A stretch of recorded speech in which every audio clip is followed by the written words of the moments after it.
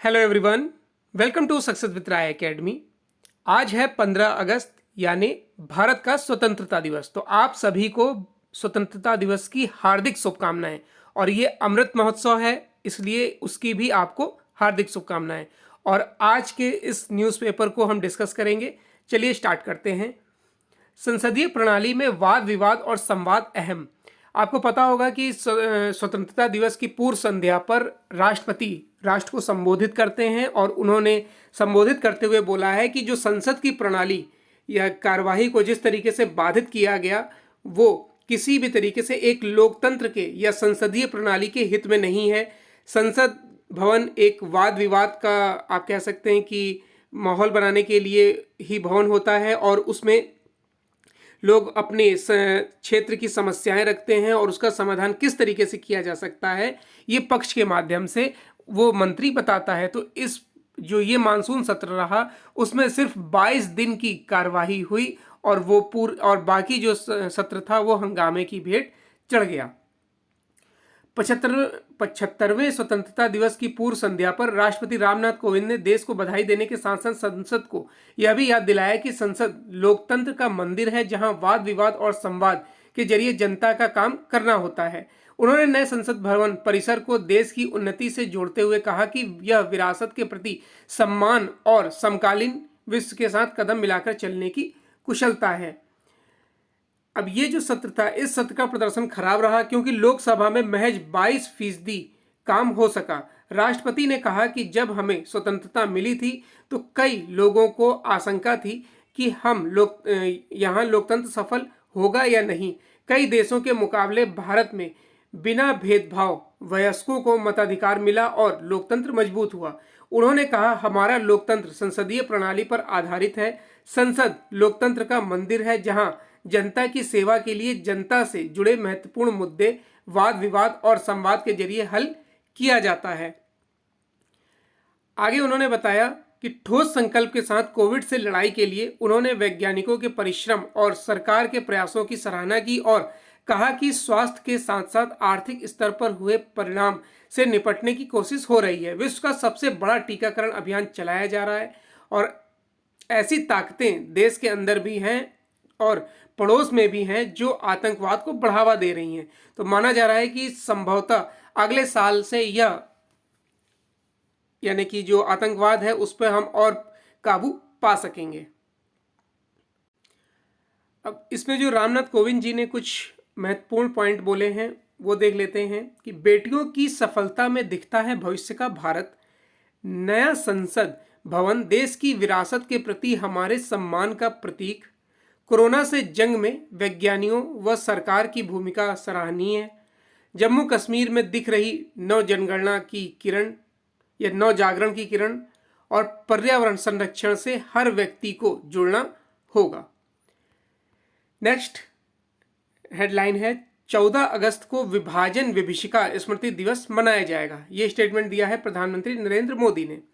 अब से हर साल स्वतंत्रता दिवस का उत्सव मनाने से पहले देश उस पीड़ा और विभीषिका को याद करेगा जो विभाजन से पैदा हुआ था और संकल्प भी लेगा कि फिर से समाज में ऐसे बीज नहीं पनपने देंगे। सरकार ने 14 अगस्त को विभाजन विभीषिका स्मृति दिवस के रूप में मनाने का फैसला किया है। प्रधानमंत्री नरेंद्र मोदी ने खुद ट्वीट पर इसकी जानकारी दी है। गृह मंत्रालय ने इसकी अधिसूचना तो जारी कर दी है, लेकिन किसी कार्यक्रम की घोषणा नहीं की है। आखिर इसे मनाया कैसे जाएगा? बहरहाल यह माना जा रहा है कि यह दिवस हमारी नई पीढ़ी को भी इतिहास से अवगत कराएगा और प्रेरित करेगा कि समाज में ऐसी नफरत ना पैदा होने दे। इतिहास के जरिए वर्तमान की उन ताकतों को भी बेनकाब और आगाह किया जाएगा जो अब भी अलगाववाद से जुड़े हुए प्रतीत होते हैं। नरेंद्र मोदी ने अपने ट्वीट में कहा कि देश के बंटवारे के दर्द को भुलाया नहीं जा सकता। नफरत और हिंसा की वजह से हमारे लाखों भाइयों बहनों को विस्थापित होना पड़ा, कई लोगों को जान गंवानी पड़ी। उन लोगों के संघर्ष और बलिदान की याद में 14 अगस्त को विभाजन विभीषिका स्मृति दिवस के तौर पर मनाने का निर्णय लिया गया है। नेक्स्ट न्यूज पर आते हैं। स्वतंत्रता दिवस पर डीयू को मिलेगी पेपर स्टेशनरी से आज़ादी। स्वतंत्रता दिवस को लेकर पूरा देश जश्न में डूबा हुआ है। गली मोहल्ला यानी कि अधिकांश जगह आज़ादी का अमृत महोत्सव मनाया जा रहा है। ऐसे में 15 अगस्त से दिल्ली विश्वविद्यालय एक क्रांतिकारी बदलाव करने जा रहा है। दरअसल इस दिन डीयू को पेपर और स्टेशनरी से आज़ादी मिल जाएगी, यानी कि पेपरलेस हो जाएगा।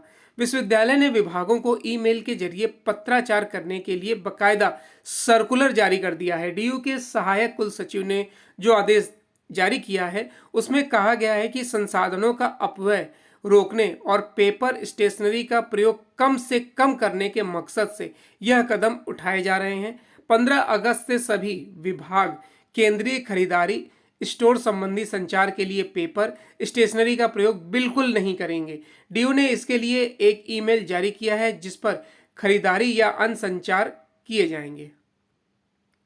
नेक्स्ट न्यूज है 20 आईटीबीपी जवानों को वीरता पुलिस पदक। भारत चीन के बीच स्थित वास्तविक नियंत्रण रेखा की रक्षा में तैनात भारत तिब्बत सीमा पुलिस यानी आईटीबीपी के 20 जवानों को पिछले साल पूर्वी लद्दाख क्षेत्र में दोनों देशों की सेनाओं के बीच गतिरोध और संघर्ष के दौरान बहादुरी प्रदर्शित करने के लिए वीरता पदक से सम्मानित किया गया है। ये पदक स्वतंत्रता दिवस की पूर्व संध्या पर विभिन्न केंद्रीय और राज्य पुलिस बलों के लिए केंद्र सरकार द्वारा घोषित कुल 1380 सेवा पदकों में शामिल है। पदकों की सूची में वीरता के लिए 2 राष्ट्रपति पुलिस पदक, 628 वीरता के लिए पुलिस पदक, 88 विशिष्ट सेवा के लिए राष्ट्रपति पुलिस पदक और 662 सराहनीय सेवा के लिए पुलिस पदक शामिल हैं। जम्मू कश्मीर पुलिस के सब इंस्पेक्टर अमरदीप और केंद्रीय रिजर्व पुलिस बल के हेड कांस्टेबल काले सुनील दत्तात्रेय को वीरता के लिए राष्ट्रपति पुलिस पदक से सम्मानित किया गया है।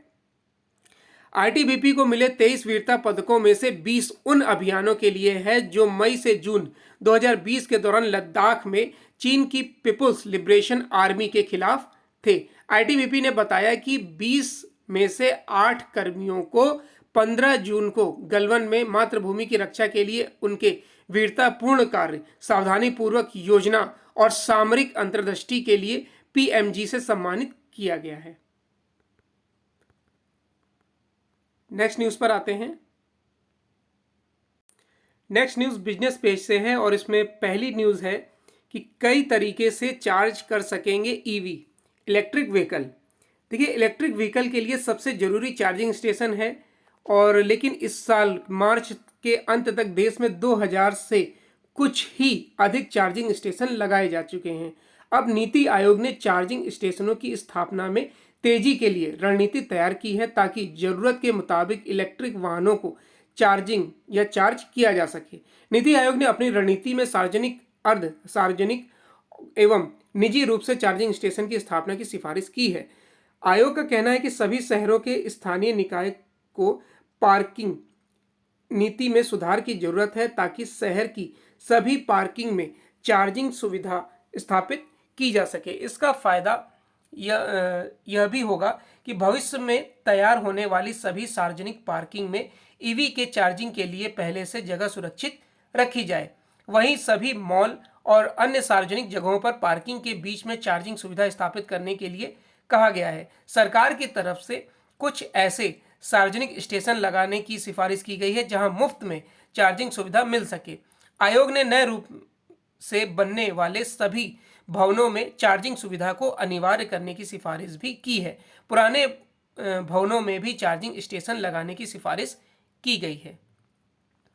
नेक्स्ट न्यूज है कि निर्यात बढ़ाने के लिए नई स्कीम लाने की तैयारी। वाणिज्य एवं उद्योग राज्य मंत्री अनुप्रिया पटेल ने कहा है कि निर्यात बढ़ाने के लिए सरकार district as and export hub scheme लाने जा रही है। इसका उद्देश्य सभी जिलों को निर्यात हब के तौर पर विकसित किया जाना है।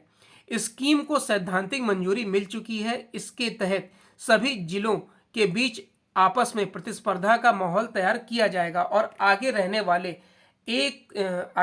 100 से 150 जिलों में गुणवत्ता वाले निर्यात की सुविधा उपलब्ध कराने के लिए फंड दिया जाएगा। हालांकि यह अभी तय नहीं है कि यह फंड कितना होगा। आपने अगर पिछले वीडियोस देखे होंगे तो आपको रोड टैप के बारे में बताया गया होगा। इसलिए देखिए, अगर आप रेगुलर वीडियो देखेंगे तो कई टर्म्स ऐसे आएंगे, कई वर्ड ऐसे आएंगे जो आप पिछली वीडियो में देख चुके होंगे, सुन चुके होंगे, समझ चुके होंगे, तो उसको बार बार दोहराने की आवश्यकता नहीं होगी। पटेल ने बताया कि रेमिशन of duties on trade export products यानी रोडटेप स्कीम पूरी तरह से तैयार है और उसकी घोषणा कभी भी की जा सकती है। उन्होंने यह नहीं बताया कि रोडटेप स्कीम की फंड राशि कितनी होगी। यह स्कीम इस साल 1 जनवरी से लागू मानी जाएगी। नेक्स्ट न्यूज है, अमेरिकी निवेश से जगमगाएगा देश। केंद्रीय बिजली एवं नवीकरणीय ऊर्जा मंत्री आर.के. सिंह ने अमेरिकी निवेशकों को भारत में अक्षय ऊर्जा और बिजली क्षेत्र में निवेश के अवसर तलाशने के लिए आमंत्रित किया है। सिंह ने वीडियो कॉन्फ्रेंसिंग के जरिए अमेरिकी निवेशकों से बात की है। उन्होंने बैठक के दौरान इस क्षेत्र में भारत की उपलब्धियों पर भी प्रकाश डाला है। बिजली मंत्रालय ने कहा कि बैठक से व्यापारिक समुदाय को भारत में अक्षय ऊर्जा और बिजली क्षेत्र में विभिन्न पहलुओं तथा वैश्विक निवेशकों को इससे जुड़े अवसरों पर केंद्रीय मंत्री एवं के साथ बातचीत करने का मौका मिलेगा। अमेरिकी भारत व्यापार परिषद यानी USIBC के सदस्यों के साथ सिंह की बैठक का विषय जलवायु परिवर्तन को कम करने और भारत के आर्थिक विकास को गति देने के लिए स्वच्छ, सतत और सस्ती ऊर्जा को बढ़ावा देना था। नेक्स्ट पेज है हमारा एडिटोरियल पेज। एडिटोरियल पेज में पहला आर्टिकल है, स्वतंत्रता के 75वें वर्ष से संसदीय लोकतंत्र, और यह आर्टिकल लिखा है दैनिक जागरण के एडिटर संजय गुप्त द्वारा। संसद में देखिए, इसमें भी कटाक्ष किया गया है विपक्ष को, जिन्होंने संसद की कार्यवाही चलने में बाधा उत्पन्न की है। संसद में विपक्षी दलों ने अपने कुछ लोगों ने अच्छा आचरण किया और कुछ ने ओछे आचरण से न केवल देश के विकास में रोड़ा बनने का काम किया बल्कि लोकतंत्र को शर्मसार भी किया, वह भी ऐसे समय जब 75वां स्वतंत्रता दिवस करीब था। इससे दुर्भाग्यपूर्ण और कुछ नहीं हो सकता कि जब हम अपनी स्वतंत्रता के 75 वर्ष पूरे होने का उत्सव मना रहे हैं तब हमारी संसदीय राजनीति कुलश भरी दिख रही है। हमारे राष्ट्र निर्माताओं और संविधान के रचनाकारों ने शायद ही राजनीति के वैसे स्वरूप की कल्पना की हो जैसे आज देखने को मिल रहा है। स्वतंत्रता का 75वां दिवस संसदीय राजनीति के नीति नियंताओं के लिए आत्ममंथन का अवसर बनना चाहिए। उन्हें इस पर विचार करना चाहिए कि आखिर वे संसदीय लोकतंत्र को किस दिशा में ले जा रहे हैं और देश की जनता को क्या संदेश दिया जाएगा। संसद की कार्यप्रणाली भारतीय लोकतंत्र का एक अहम हिस्सा है। इसे भाजपा ने तैयार नहीं किया। यह कार्यप्रणाली दशकों के अभ्यास और सभी दलों की सहमति से बनकर तैयार हुआ है। इसमें समय समय पर जो सुधार हुए वे भी पक्ष विपक्ष की सहमति से हुए। ऐसा लगता है कि स्वतंत्रता के 75वें वर्ष में प्रवेश करते वक्त इस अभ्यास और सुधारों के इस सिलसिले को भुला दिया गया है। संसद के मानसून सत्र में हंगामा होने के आसार तभी उभर आए थे जब सत्र प्रारंभ होने के पहले एक मीडिया समूह ने पेगासस सॉफ्टवेयर के जरिए कुछ नेताओं के और पत्रकारों की कथित जासूसी का मामला सनसनीखेज तरीके से उछाला था। हालांकि सरकार ने जासूसी से इनकार किया, लेकिन विपक्ष बिना सबूत इस पर अड़ा रहा कि जासूसी कार्रवाई की गई। संसद में हंगामे में राहुल गांधी ने सक्रिय भूमिका निभाई। विपक्ष का नेतृत्व अपने हाथ में लेने की मंशा से लैस तृणमूल कांग्रेस ने भी खूब हंगामा किया। कांग्रेस समेत समूचा विपक्ष किस तरह संसद को बाधित करने पर आमादा था, इसका पता सत्र के आखिरी दिन राहुल गांधी के इस बयान से चलता है कि देश की 60% जनता की आवाज को संसद में बोलने नहीं दिया गया। यह पहली बार नहीं हुआ है जब विपक्ष ने संसद को बाधित किया हो। खुद भाजपा ने विपक्ष में रहते हुए कई बार संसद के कामकाज को बाधित किया है, लेकिन इसका यह मतलब नहीं है कि खराब तौर तरीके परिपाटी बन जाए। यदि ऐसा होगा तो इससे संसदीय व्यवस्था कमजोर होगी और देश आगे नहीं बढ़ सकेगा। सरकारें कई बार ऐसे विधेयक लाती हैं जो उसके राजनीतिक एजेंडे का हिस्सा होते हैं। ऐसे में विपक्ष की जिम्मेदारी और बढ़ जाती है, लेकिन यदि वह सरकार को काम ही नहीं करने देगा और संसद के भीतर बाहर उसे नीचा दिखाने का काम करेगा तो संसदीय लोकतंत्र देश की उम्मीदों पर खरा कैसे उतरेगा। आज जब भारत अपनी आज़ादी का 75वां स्वतंत्रता दिवस मना रहा है तब आम नागरिक नेता की ओर यह आस लगाए है कि वे देश को उसके सही मुकाम पर जल्द पहुंचाए। ऐसे में यह जरूरी है कि संसद में चर्चा और विमर्श के स्तर को बढ़ाया जाए ताकि नागरिकों में जात पात, मजहब और क्षेत्रवाद की भावना खत्म करके उसके अंदर राष्ट्रीयता को और ओछे से जगाया जा सके। दुर्भाग्य से ऐसे विमर्श की इस समय अत्यधिक कमी महसूस हो रही है। होना तो यह चाहिए था कि स्वतंत्रता के 75वें वर्ष के अवसर पर संसद का एक विशेष सत्र आयोजित किया जाए और उसमें भारत के भविष्य की परिकल्पना के साथ साथ चर्चा भी की जाए। देखिए, जो नेक्स्ट आर्टिकल है वो भी स्वतंत्रता से रिलेटेड है, इसलिए इसे डिस्कस नहीं करेंगे। और भविष्य का भारत क्या सुधार होने चाहिए इसे भी डिस्कस नहीं करेंगे। नेक्स्ट पेज है हमारा इंटरनेशनल पेज।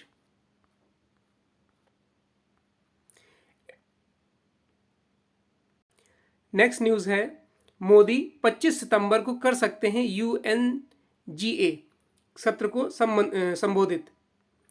प्रधानमंत्री नरेंद्र मोदी के संयुक्त राष्ट्र महासभा के उच्च स्तरीय वार्षिक सत्र को 25 सितंबर को व्यक्तिगत रूप से संबोधित करने की उम्मीद है। संयुक्त राष्ट्र की ओर से जारी वक्ताओं की अंतिम सूची में उनका नाम शामिल है। सूची और कार्यक्रम में बदलाव हो सकता है क्योंकि उच्च स्तरीय वार्षिक सत्र के लिए संयुक्त राष्ट्र मुख्यालय में विश्व नेताओं की उपस्थिति कोरोना महामारी की वैश्विक स्थिति, खासकर बेहद संक्रामक डेल्टा स्वरूप के अमेरिका और संयुक्त राष्ट्र के सदस्य देशों में तेजी से फैलने पर निर्भर करेगी। संयुक्त राष्ट्र महासभा के 76वें सत्र में आम चर्चा के लिए वक्ताओं की पहली अनुमति अंतिम सूची के मुताबिक मोदी 25 सितंबर को सुबह उच्च स्तरीय सत्र में भाषण देंगे।